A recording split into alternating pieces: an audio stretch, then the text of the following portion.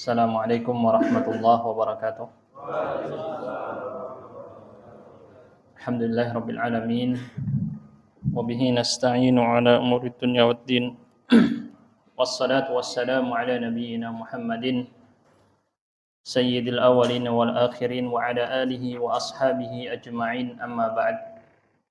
Baik para hadirin yang semoga senantiasa dijaga oleh Allah. Pertemuan kita sekarang adalah masuk pada bab kelima yang berjudul Ad-du'a ila syahadati la ilaha illallah. Menyeru atau mendakwahkan kepada syahadat tidak ada Tuhan yang patut disembah kecuali Allah. Dah, jalan ya?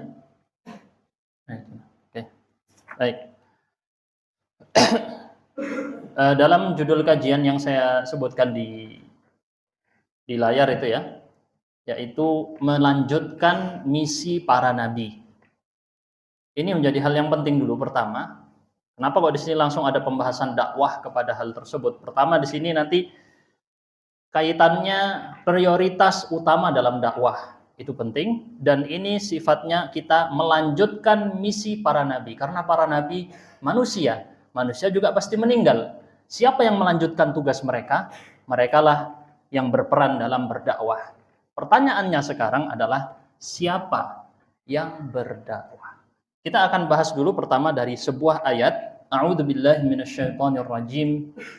Bismillahirrahmanirrahim. Qul hadhihi sabili ad'u ila Allah. Katakanlah wahai Muhammad, ini adalah jalanku. Jalannya siapa berarti? Ku di sini siapa? Nabi Muhammad ya. Katakanlah ini adalah jalannya Nabi Muhammad, ad'u ilallah. Kalau dalam ilmu nahwu ada kalimat datang setelah sabili, di situ bentuknya ma'rifah, berarti dia jadi kondisi daripada jalan ini, atau misalnya mungkin na'at di sini ya. Intinya adalah jalannya Rasul itu seperti apa? Jalannya Rasul ad'u ilallah. Aku menyeru kepada Allah. Masing-masing ini nanti kita akan bagi beberapa pecahan ya, untuk kita renungi maknanya satu persatu. Karena ini penting banget ya, satu persatu nanti ada pembahasannya. Ala basiratin, di atas ilmu pengetahuan. Ana wa manittaba'ani, aku bersama orang yang mengikutiku. Wa subhanallahi wa ma ana minal musyrikin, aku bukan termasuk dari orang-orang yang musyrik, berbuat syirik. Baik, kita akan fokus pada pembahasan ini. Pertama, perintah untuk berdakwah. Dakwah, wahai saudara-saudara sekalian, kalau kita lihat di surat Al-Asr, innal insana lafi khusrin, sesungguhnya semua manusia itu berada di atas kerugian, berada di dalam kerugian, kecuali amanu, sifat yang pertama, beriman, wa amilus shalihat, kecuali yang beramal soleh, lalu disebutkan wa tawasau bil haqqi, saling mewasiatkan, saling menasihati dalam kebenaran. Menjadi dalil utama bahwa dakwah dilakukan oleh semua orang. Nggak nunggu jadi ustadz untuk berdakwah. Ini penting ya. Tetapi masing-masing yang berdakwah harus tahu kapabilitas kemampuan masing-masing. Nggak pernah belajar hadis, orang-orang ceramah, hadis Rasul bersabda gini-gini, nggak dicek dulu hadisnya palsu atau lemah atau sahih. Atau dia nggak pernah belajar tentang fikih, mora-mora langsung berfatwa, oh ini halal, oh ini haram. Nah, berarti masing-masing semuanya berdakwah, tapi harus tahu kemampuannya, sadar diri masing-masing. Betul ya Pak ya? Panjenengan apa ya? Antum. Sampean apa Pak? Kalau bahasa ininya Kalimantan apa? Pian, sama lah bahasa Jawa ya. Kalau misalnya Anda sakit gigi, bisa nggak sakit gigi pergi ke dokter paru-paru? Nyambung apa enggak? Enggak nyambung.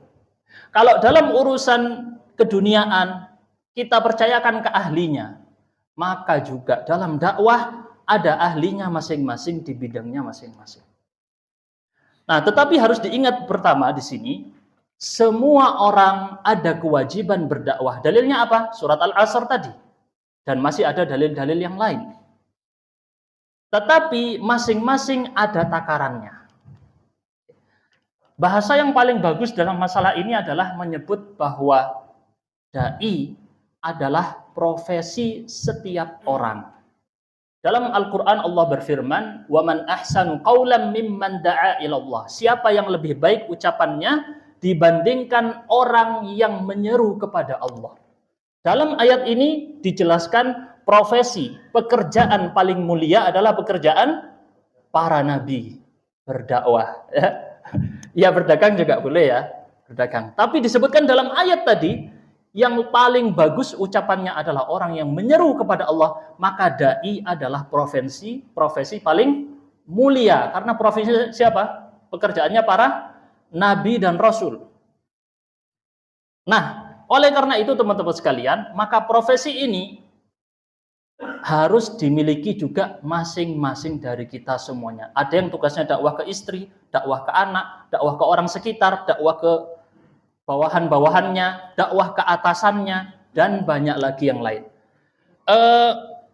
Mungkin simpelnya gini ya, apa ya, kalau misalnya di kampung itu kan ada ketua RT gitu ya, ketua RW, ketua apa, tapi ketua RT biasanya bukan jadi profesi utama ya, jadi profesi sampingan. Dia ternyata punya toko tapi punya jabatan ketua RT. Dalam masalah berdakwah, profesi dakwah bukan jabatan sampingan. Maka Anda harus memposisikan dalam berdakwah ini, profesi utama saya adalah pendakwah, sampingan saya direktur. Ya, yang utama dakwahnya. Antum yang sekarang jadi kerja operator itu pekerjaan sampingan itu sebenarnya.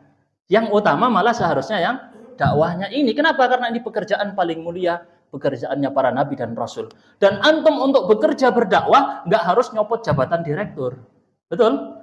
Tetap bisa sambil direktur, tapi yang utama bukan direkturnya, yang utama pekerjaan berdakwah. Maka dikatakan di sini, di antaranya ucapan yang bagus sekali, nahnu du'atun qabla kulli syai'.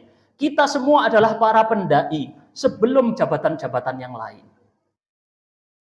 Jadi profesi di atas segala profesi adalah berdakwah.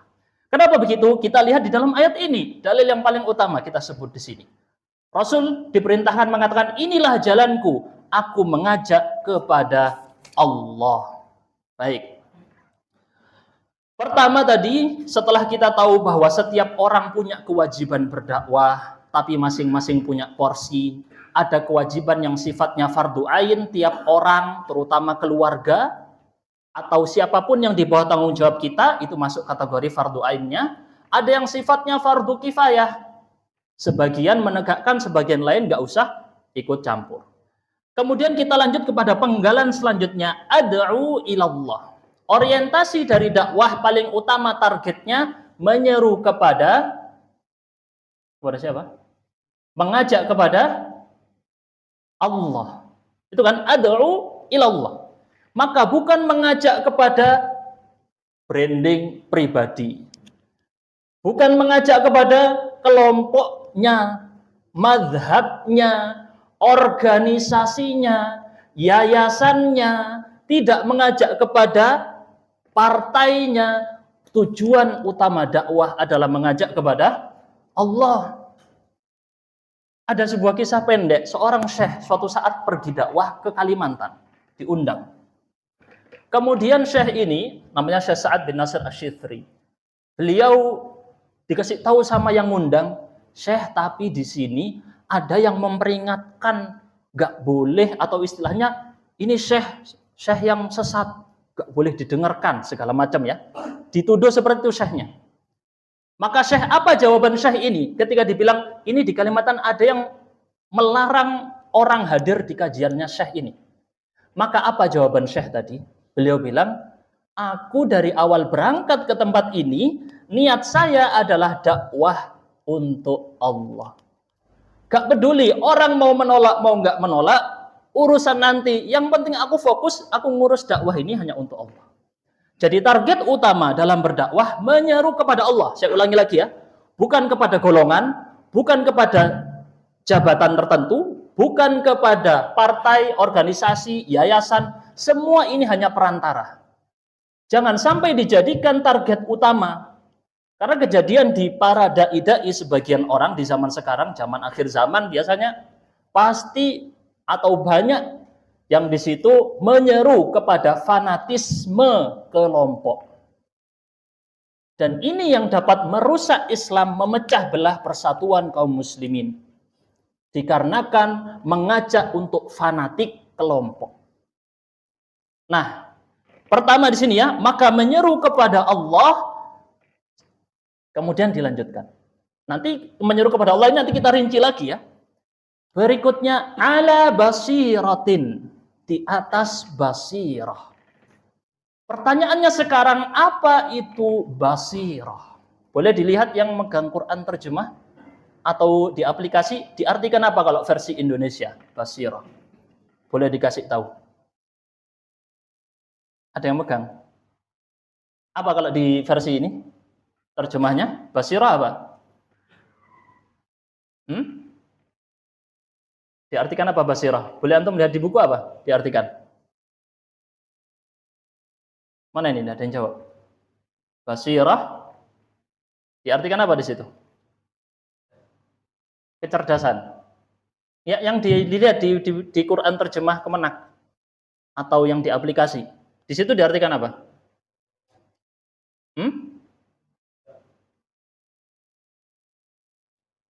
Kecerdasan.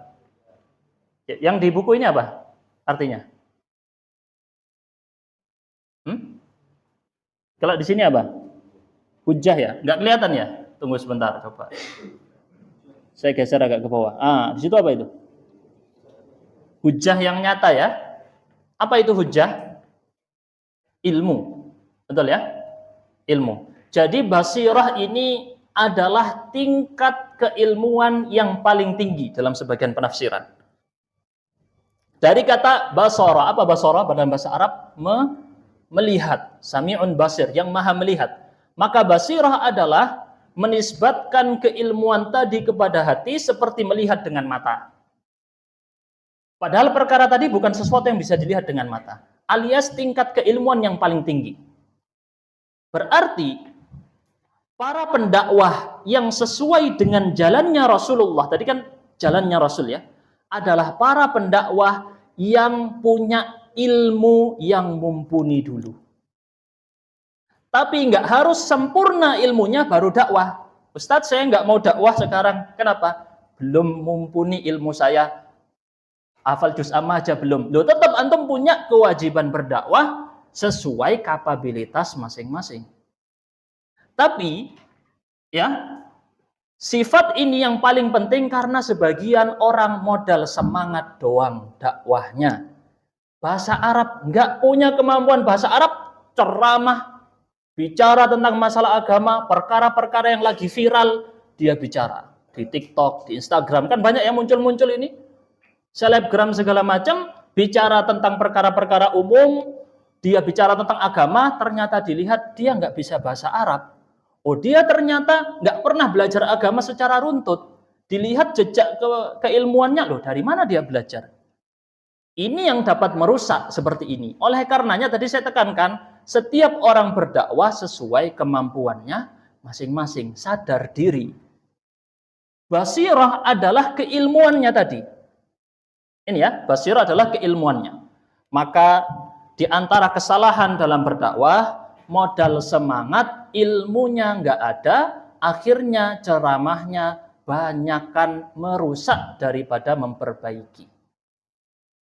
Misalnya terutama dalam menisbatkan hadis Rasul. Ini yang paling banyak. Saya sering hadir khutbah Jumat. Mohon maaf ya, hadisnya enggak tahu itu benar atau tidak. Wis pokoknya Rasul bersabda, langsung disebutkan artinya dari yang dia pahami. Ternyata teksnya enggak kayak gitu, yang Arabnya. Ini fatal. Menisbatkan sesuatu kepada Rasul secara sengaja dan Rasul tidak mengucapkannya, maka diancam neraka. Rasul sallallahu alaihi wasallam bersabda, "Man kadzaba alayya muta'ammidan falyatabawwa maq'adahu minan nar." Barang siapa yang berdusta atas namaku secara sengaja, hendaknya dia menyiapkan tempat duduknya di neraka. Hadis ini diriwayatkan kalau nggak salah lebih dari 70 sahabat Nabi. Saking banyaknya para sahabat yang meriwayatkan hadis ini sehingga dia adalah hadis yang paling sahih dari semua hadis. Saking ramainya para sahabat yang meriwayatkan. Jadi teman-teman sekalian, keilmuan tadi harus jelas. Ada bukti hujjah yang nyata. Al-Quran ditafsirkan dengan penafsiran para ulama yang Rabbani. Gak pakai tafsiran logika. Ustadz, saya sudah merenungi makna ini. Menurut saya, menurut sayanya paling besar. Otaknya yang didahulukan, ulama yang dulu-dulu gak pernah berpendapat dengan penafsiran itu, dia yang pertama kali. Ini dapat merusak pemahaman Islam dari yang seharusnya. Oke, kita lanjutkan ya. Penggalan selanjutnya, apa di situ? Ana wa manit taba'ani. Aku bersama orang-orang yang mengikutiku. Jadi ini adalah jalannya Rasul. Apa jalannya Rasul? Jalan dakwah. Dakwanya kepada siapa? Kepada Allah. Bukan kepada fanatisme golongan. Bukan kepada dirinya. Biar jadi keren. Biar punya jabatan tinggi. Biar dia terkenal. Biar dia followersnya banyak, subscribernya banyak, endorse-nya banyak. Ini adalah jalannya Rasulullah. Dalam berdakwah, ana wa manittabani, dan siapapun yang mengikutiku. Pertama di sini Ibnu Abbas radhiyallahu anhuma menafsirkan ayat ini, yang dimaksud adalah para sahabat Nabi yang paling dulu. Jalan yang diikuti jalannya Rasul, lalu jalannya para sahabat Nabi. Karena mereka berada di atas jalan yang paling bagus, muridnya Rasulullah langsung. Dan disebutkan oleh Ibnu Abbas, merekalah sumber tambangnya ilmu. Tambang, Pak, ini pertambangan ya. Ma'din. Ma'din itu bahasa Arab artinya pertambangan. Sumber pertambangan ilmu dari para sahabat Nabi. Karena mereka murid-muridnya Rasulullah sallallahu alaihi wasallam. Baik, kita lanjutkan ya. Jadi ayat ini menunjukkan konsentrasi dakwah Rasulullah adalah fokus dengan dakwah pertama kali ilallah, yakni Ibnu Jarir At-Tabari menafsirkan berdakwah kepada tauhid dulu. Kita lanjutkan kepada dalil kedua. Bentar, saya geser. Langsung saya geser ke artinya ini ya. Kelihatan nggak? Aduh, kekecilan ya. Baik. Nah, ini cuma ada 3 dalil, Pak. Tenang, sabar ya. Ustaz, lama banget ini. Gatel ya, duduk panas. Kalau YouTube 2 jam, wah kuat. Jawabannya Ustaz 3 jam kalau bisa. Lancarkan YouTube-nya gitu ya. Tapi kalau kajian ini, aduh, setengah jam aja udah capek gitu ya. Baik, Ibnu Abbas radhiyallahu anhuma meriwayatkan suatu saat Rasulullah sallallahu alaihi wasallam mengutus sahabatnya yang mulia Mu'adz bin Jabal. Diutus kemana? Ke daerah Yaman. Yaman ini di mana? Di selatan. Jazirah Arab paling selatan itu daerah Yaman. Bawahnya udah laut ya. Baratnya udah Afrika. Nah, Rasulullah memesankan kepada Mu'adz bin Jabal, boleh dilihat di situ ya, innaka ta'ti qauman min ahlil kitab. Sesungguhnya kamu datang kepada kaum dari ahlil kitab. Siapa itu ahlil kitab?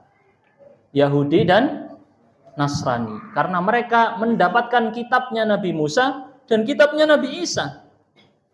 Dijuluki ahlil kitab. Falyakun awwala ma tad'uuhum ilaihi syahadatu alla ilaha illallah. Hendaknya yang pertama kali kamu dakwahkan, pembahasan pertama apa? Hati, kan? Zina, khamar, bukan ya? Yang pertama apa di situ? Syahadat la ilaha illallah. Lihat, perhatikan baik-baik ini ya. Dalam riwayat yang lain, ila an yuwahhidullah. Dalam riwayat yang lain, sampai mereka mentauhidkan Allah, hanya satu-satunya yang patut disembah. Baru fa inhum ata'uka lidzalik fa'alimhum annallaha aftarada 'alaihim 5 shalawatin fi kulli yawmin wa lailah. Kalau mereka sudah tahu, sudah taat, mau ikut bertauhid, baru ajari mereka sholat 5 waktu diwajibkan atas mereka. Baik, perhatikan di sini. Rasulullah mengajarkan pertama, seorang dai Mu'adz bin Jabal diutus ke Yaman. Ketika itu Yaman adalah orang-orang non-muslim, orang Yahudi, orang Nasrani. Jadi Rasulullah ngasih tahu dulu, seorang dai harus tahu kondisi lingkungan tempat dakwah dia. Saya ngajari anak-anak, mosok tak ajari kayak gini ya? Gak bisa ya? Apa mosok ini Pak? Bahasa Indonesia nggak tahu ya, mohon maaf. Masa saya ngajarin anak-anak seperti saya ngajarin bapak-bapak? Beda. Saya ngajarin orang kota dengan ngajarin orang desa? Beda. Ngajarin ibu-ibu dengan ngajarin anak muda? Itu beda. Masing-masing ada tata caranya sendiri. Ada pembahasan yang terkait relate masing-masing sendiri. Maka di sini juga Rasulullah mengajarkan Mu'adz bin Jabal, kasih tahu dulu. Ini kamu akan menghadapi orang-orang ahli kitab. Orang Yahudi Nasrani. Loh, gimana cara dakwahnya? Pertama pembahasan dakwahnya, nggak usah bahas yang diperselisihkan dengan ahli kitab dulu. Cari satu kata yang kita semua sepakat dulu. Apa itu? Masalah tauhid. Itu menjadi pesan inti di Taurat dan Injil yang dulu mereka baca. Yang dulu mereka tahu. Di situ sudah jelas larangan menyembah berhala, larangan menyembah selain Allah, dan lain-lain banyak sekali ayatnya. Di Injil maupun di Taurat. Maka awal pertama cari kesamaannya itu Pak. Saya kasih cerita sedikit ya. Dulu bangsa Viking, tahu Viking ya? Viking. Ya Viking orang Indonesia bilangnya. Bukan Viking Bobotoh Persib ya. Viking ini yang tinggal di Eropa Utara. Dulu mereka menjelajah pakai di laut ya, terkenal. Bahkan mereka pertama membuka daerah Amerika sebelum orang-orang Eropa sendiri itu ya, sebelumnya Eropa sekarang. Jadi mereka orang Eropa Utara terkenal bengis, perangnya ganas luar biasa, dan mereka dulu pernah bersentuhan dengan orang-orang Islam. Bukan hanya sentuhan, terjadi beberapa peperangan di Andalusia, Spanyol. Nah, orang-orang Viking ini dulu sempat bergaul, bertemu, bahkan sebagian Viking masuk Islam dan tinggal di Andalus, di Spanyol. Beberapa bukti ada ya, bisa dilihat, tapi saya nggak bahas di sini sekarang. Viking ini sebagian ada yang masuk Islam walaupun sedikit. Nah, dulu sempat seorang raja Viking yang dia tinggal di daerah sekitar sungai Rusia atau sekitar itu ya. Dia sampai sudah mau masuk Islam. Diceritakan dia sudah hampir masuk Islam. Ini dinukil dalam kitab-kitab sejarah. Tetapi dia kemudian ragu dalam satu perkara. Apa perkara itu? Dia namanya orang Viking ya, paling suka yang namanya minum khamar, mabuk-mabukan Pak. Viking itu erat banget dengan minum-minuman keras. Dan orang Eropa juga saat itu begitu. Maka dia gagal masuk Islam si raja ini. Ini kalau raja udah masuk Islam, ngikut semua Pak pengikutnya. Tapi dia nggak jadi masuk Islam karena gara-gara dia tidak mau meninggalkan khamar. Di situ penting peran pendainya tadi, udah Pak. Masalah khamar wis nanti bisa belakangan kan gitu ya. Penting masuk Islam dulu. Karena khamar, kamu minum khamar atau enggak minum khamar tetap masih muslim. Betul? Wis minimal masuk Islam dulu. Nanti mungkin keturunannya enggak minum khamar kan?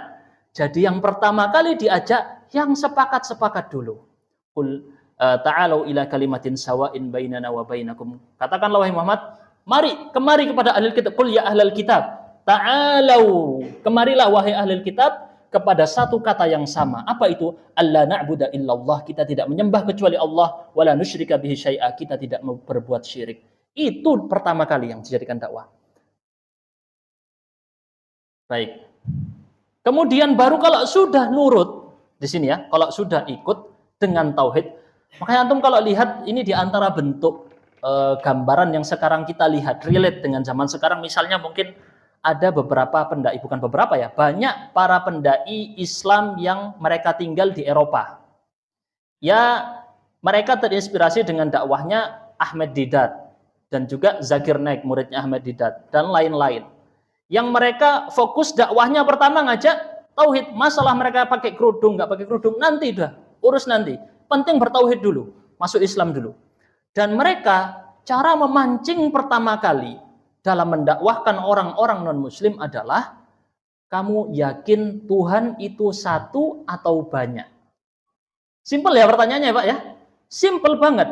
Dan orang yang fitrahnya masih suci dan murni, dia pasti bilang Tuhan itu satu. Kalau Tuhannya dua, gegeran Tuhannya ya. Dalam kisah-kisah Yunani, dewa-dewa Yunani, mitologi Yunani kan sering. Dewa ini lawan dewa ini lawan dewa ini. Tengkar Pak, kalau Tuhannya ada dua. Nggak mungkin, pasti yang satu nggak terima sama Tuhan yang satunya. Karena dia buat keputusan Tuhan yang satu. Makanya pemimpin negara mesti ada dua, satu ya. Pemimpin pemerintahan pasti satu, yang satunya wakil. Beda, nggak bisa dua-duanya setara. Pemimpin keluarga, kalau dua-duanya ayah sama ibu bareng setara, berantem Pak, cerai lama-lama. Pasti ayah di sini harus memimpin yang bawahnya. Begitu juga dalam ketuhanan, pasti Tuhan itu satu. Kalau dua, pasti gegeran.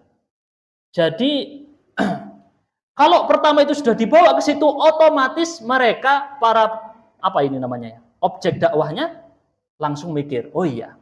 Jadi yang pertama dibahas bukan masalah syariat. Syariat ngajarkan, oh nanti sholat kamu capek gini-gini. Nanti kamu puasa, nanti itu belakangan. Kalau orang sudah bertauhid, perkara yang lainnya mudah. Urus belakangan nanti. Ini adalah yang pertama ditekankan oleh Rasul. Kita lanjutkan. Kalau sudah mereka taat, maka ajarkan mereka diwajibkan sholat 5 waktu. Lihat, Rasul mengajarkan tahapan dalam berdakwah. Maka ini juga pesan buat teman-teman yang sudah, misalnya ya, kalau zaman sekarang ramai juga di kota-kota hijrah ya. Ini saat ada artis hijrah, ada ini hijrah gitu ya. Oke, hijrah tadi harus dilihat prioritasnya juga. Jangan sampai antum sudah Masya Allah rajin sholat, rajin ini, langsung cara dakwahnya yang pertama kali, perkara-perkara yang kecil, yang rumit, yang itu diperselisihkan. Pembahasan pertama cari yang disepakati dulu sampai orang-orang banyak ikut. Baru kemudian bahas yang kecil-kecil, yang rumit-rumit, yang diperselisihkan. Apalagi untuk orang awam. Nah, kita lanjutkan ya. Fa inhum ata'uka lidzalik fa'alimhum anna Allah aftarada 'alaihim shadaqatan tu'khadhu min aghniyaihim faturaddu 'ala fuqaraihim. Kalau mereka sudah taat mau melakukan salat 5 waktu, baru kasih tahu diwajibkan mereka membayar zakat.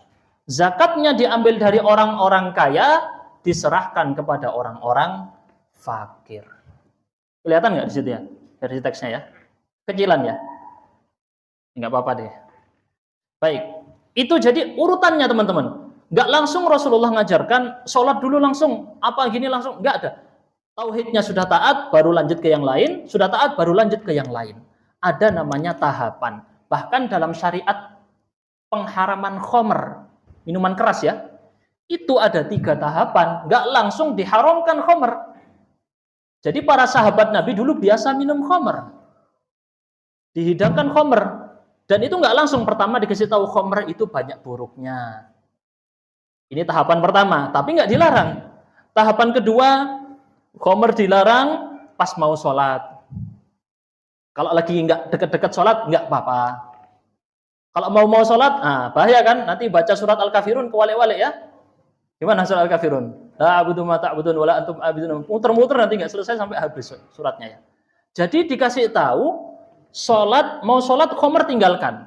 Ada pengharaman tapi sifatnya terbatas secara waktu. Baru setelah kuat keimanannya para sahabat, dilaranglah khomer secara mutlak haram. Apa yang dilakukan diriwayatkan oleh Anas bin Malik. Sampai para sahabat Nabi memecahkan kendi-kendi mereka sampai jalanan di Madinah banjir dengan khomer. Jalanannya banjir dan khomer. Ketika turun ayat, nggak pakai mikir Pak. Oh, dulu bisa tak jual kan ke orang Yahudi? Kan gitu ya mikir ya. Mikirnya cuan gitu. Ini cuan ini, duit. Kan nanti tak jual bisa gitu. Enggak, para sahabat langsung kendinya. Kalau orang masih mikir kendinya, aduh eman rek kendinya, airnya tok aja gitu ya. Enggak, kendinya dipecahkan. Saking mereka cepat untuk menaati Rasulullah Shallallahu Alaihi Wasallam. Ini kalau tauhidnya sudah kuat pasti seperti itu ya. Kemudian kita lanjut. Fa inhum ata'uka lidzalik fa iyyaka wa qara'ima amwalihim. Kalau sudah taat, maka kata Rasul hati-hati. Wahai Mu'adz, kalau kamu mengambil zakat, jangan ngambil zakat dari harta yang paling bagus. Misalnya dia gembala kambing, ya Pak ya. Kambingnya banyak, teruskan zakat. Misalnya dia harus membayar zakat 1 ekor. Jangan kamu ambil kambing yang paling bagus, yang paling gemuk, paling ini ya, yang paling dia suka diambil. Dilarang sama Rasul. Ambil yang dia rela untuk membayar zakat tadi. Jangan diambil dari yang paling bagus. Kemudian wattaqi da'watal mazlum, takutlah wahai Mu'adz dari doanya orang yang terzalimi. Kenapa? Fa innahu laisa bainaha wa bainallahi hijab, karena antara doa orang yang terzalimi dengan Allah tidak ada pembatas sama sekali, walaupun orang yang terzalimi tadi belum masuk Islam. Pasti diijabah, pasti dikabulkan oleh Allah. Jadi ini ya teman-teman sekalian ya. Baik, kita lanjutkan sebagai hadis ketiga, dalil yang terakhir. Sebenarnya ini ada banyak pembahasan-pembahasan yang bisa kita panjangkan, tapi kita fokus saja dengan isi kitabnya. Dalil ketiga, dalil terakhir. Hadis yang diriwayatkan oleh Imam Bukhari dan Muslim dari Sahal bin Sa'ad radhiyallahu anhu. Suatu saat Rasulullah di saat perang Khaybar. Perang Khaybar ini memerangi orang Yahudi yang tinggal di Madinah. Beliau mengatakan, la'u'tiyanna rayata, pasti aku akan menyerahkan panji peperangan. Panji peperangan ini Pak, dalam perang itu kepake banget. Jadi kalau sekarang kita nggak relate ya, nggak nyambung karena nggak ada peperangan pakai panji-panji kayak zaman dulu. Zaman dulu panji itu yang di tengah yang paling besar, nanti ada bendera-bendera panji-panji kecil, itu untuk mengetahui kekuatan pasukan yang ada di situ. Jadi orang yang memegang panji ini akan ditarget pertama kali. Jadi yang memegang panji ini harus yang paling kuat. Ketika panji ini roboh, harus ada pasukan lain yang mengambil. Karena ketika panji ini nggak ada yang ngambil, akan ketahuan, oh lokasi pasukan yang paling tengah sedang lemah. Saya kasih gambaran gini ya. Misal ini pasukan, ini gambaran perang zaman dulu ya, dan ini dipakai di banyak strategi. Misalnya di tengah ini panjinya, nanti ada sayap kanan, sayap kiri, sayap belakang kanan, sayap belakang kiri. Misalnya ada 5 ya. Misal ada bendera tumbang di sebelah sini, berarti kita tahu pasukan sebelah kanan ini sedang lemah. Paham ya Pak ya? Jadi di masa itu untuk memutuskan strategi komando perangnya, memutuskan strategi dilihat dari panji-panji yang tegak tadi. Dan panji yang paling besar ini yang paling ditarget. Menjadi inti dalam pasukan tadi. Siapa yang akan memegang? Rasulullah mengatakan, besok aku akan serahkan panji peperangan dalam perang Khaybar tadi untuk seseorang yang dia mencintai Allah dan Rasulnya, dan Allah mencintai dia dan Rasulnya. Timbal balik, cintanya tidak bertepuk sebelah tangan. Misalnya kalau orang, Ustaz, saya suka sama cewek itu, mau saya nikahi. Ceweknya tidak suka sama antum ya. Berarti sebelah tangan ya. Ada orang aku cinta Allah, Ustaz, aku cinta Rasul. Tapi tidak sholat ya. Cuman modal omong doang. Maka cintanya bertepuk sebelah tangan, Allah tidak cinta kepada dia. Hanya dia cinta kepada Allah. Berarti ini sifatnya masih tepuk sebelah tangan. Di sini cintanya timbal balik. Dia mencintai Allah dan Allah mencintai dia. Siapa orang ini? Kemudian Rasul mengatakan, yaftahullahu ala yadayh. Allah akan memberikan kemenangan melalui orang ini dalam perang tersebut. Maka Rasulullah nggak kasih tahu hari itu ya. Sampai kemudian malam hari para sahabat ngerumpi, ngobrol. Siapa ini orangnya? Berharap setiap para sahabat berharap semoga aku yang bakal megang panji itu tadi. Kalau kita mungkin ya kalau lemah gitu ya, keimanannya atau ya takut gitu. Dulu kalau megang panji itu yang ditarget duluan sama pedang musuh ya. Antum dicari duluan, dipenggal duluan antum. Sampai yang megang panji ini. Tapi para sahabat semua berharap mereka yang memegang panji tersebut. Saking sudah siap berkorban nyawanya dan hartanya untuk Allah. Kemudian akhirnya besok pagi para sahabat datang kepada Rasul nanya, wahai Rasulullah, siapa orang tadi? Berharap mendapatkan jawabannya. Maka Rasulullah pun bertanya, Di situ nggak kelihatan ya. Nah, ini saya geser. Nah, biar kelihatan. Maka Rasulullah pun bertanya, di mana Ali bin Abi Thalib? Yang lain sudah nunggu-nunggu berharap dia yang jadi, ternyata yang disebut dalam cerita tadi adalah seorang yang tidak hadir saat itu. Siapa? Ali bin Abi Thalib. Dicari mana? Para sahabat bilang Ali bin Abi Thalib matanya sedang sakit. Jadi lagi nggak ada di situ. Maka Rasul meminta satu orang manggil Ali bin Abi Thalib, didatangkan kepada Rasulullah, kemudian Rasulullah meludahi kedua mata Ali bin Abi Thalib. Diludahi, Pak. Ini di antara mukjizat Rasul, di antara keberkahan yang Allah berikan khusus pada Rasulullah, maka yang ini bukan untuk antum tiru. Ya, kalau sunnah Rasul yang lain tiru silakan. Anak antum sakit antum ludahi, bukan ya? Ini kekhususan Rasulullah. Kalau antum ludahi malah tambah bakteri nanti ya. Kalau Rasulullah, maka kemudian sembuhlah mata Ali bin Abi Thalib. Seakan-akan tidak pernah sakit sebelumnya. Maka Rasulullah kemudian menyerahkan panji peperangan tadi kepada Ali. Lalu Rasul memesankan pesan, wasiat. Apa pesannya? Unfud ala rislik, berangkat dengan tenang. Hatta tanzil bisa hatim, sampai engkau datang ke tempat mereka orang-orang Yahudi tadi. Summad'uhum ilal Islam. Lihat, peran penting seorang komandan perang, pertama enggak langsung diperangi. Apa kata Rasul? Ajak dulu mereka, dakwahi mereka dulu kepada Islam. Maka dalam syariat Islam, peperangan yang dilakukan itu diperintahkan oleh pemerintah yang sah. Enggak bisa antum langsung ujuk-ujuk, ayo kumpul berapa orang, 40 orang, langsung serang mana gitu ya. Enggak bisa ya. Enggak bisa antum buat kelompok sendiri terus ayo kita lakukan peperangan. Kemana? Ke Indomaret, kita jarah. Indomaret paling banyak hartanya ya. Kita rebut misalnya. Enggak bisa. Jadi peperangan dalam Islam harus di bawah komando pemerintah yang sah. Catat ini ya. Kenapa? Karena Rasulullah memerintahkan kepada Ali, dan Rasulullah ketika itu adalah pemerintah yang sah. Kedua, ya, sebelum peperangan dilakukan harus ditegakkan dakwah. Makanya Rasul mengutus surat-surat kepada para raja, dan Ali diperintahkan dakwahi dulu mereka kepada Islam. Kemudian wa akhbirhum bima yajibu alaihi min haqqillahi ta'ala fi. Kabarilah mereka apa hak yang harus dilakukan, hak Allah yang harus diterima, yaitu tauhid maksudnya ya.